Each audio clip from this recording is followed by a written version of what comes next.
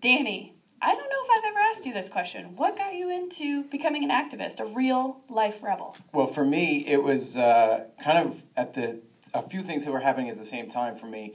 My mom had breast cancer, and so I started to research kind of alternatives to radiation and chemotherapy, and that kind of led me to Ron Paul and the kind of health and food freedom things that he was working on.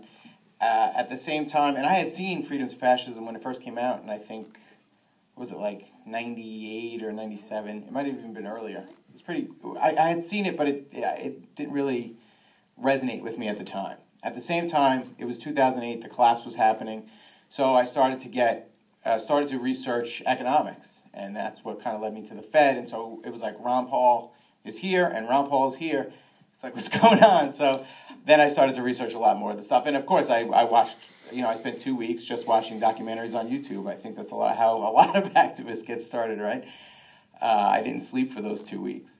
So I don't know, the kind of guy that I am, I just had to get involved. And so immediately I started doing whatever I could, getting involved in any groups that I could. And, it's funny, on the way over here, one of the issues that I'm very active on right now is police accountability, and particularly the NYPD and their stop and frisk policies. And on the train on the way here, there were these 2 kids being harassed by a couple of undercovers, and it was like, I want to stop and I want to tell them what their rights are before these guys violate it, but I got to get to the screen. It was like a bad decision, and I felt so guilty on the way over here. I was like, that's what it is.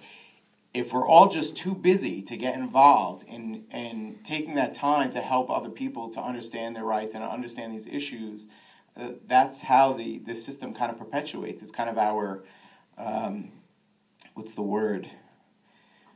I don't want to say laziness, but just kind of like the whatever. I think apathy. Yeah, I think it's kind of that apathy. Like I had to get here, so I didn't bother to do it. If I would have just taken 5 minutes, I probably still could have made it, but. So that's how I got started, and one of the things I guess that kind of made my activism popular was I did a protest at the Fed. I did a flash mob, and I had posted it on Facebook that I was doing the flash mob. And when I showed up at the Fed, it was just me and my son, who was about 4 or 5 months old at the time, and the cops had surrounded the Fed building. So here I am with my son in the carrier on my chest, and I walk up to the cop, and I'm like, oh, what's going on? So much extra security today. Is there a special guest, something happening, a meeting? Oh, no, there's supposed to be a protest today.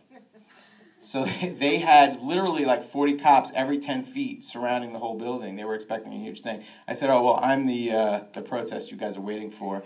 I'm the only one who showed up. So they're watching you. They didn't really believe me. Well, yeah.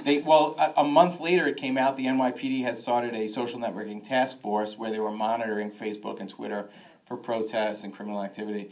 But so they didn't believe me. And then after about an hour of me handing out my Bernanke bucks, it's like a dollar bill Bernanke, and then on the back it explains what the Fed is. They realized, and they left. They left. So that was kind of how I got started.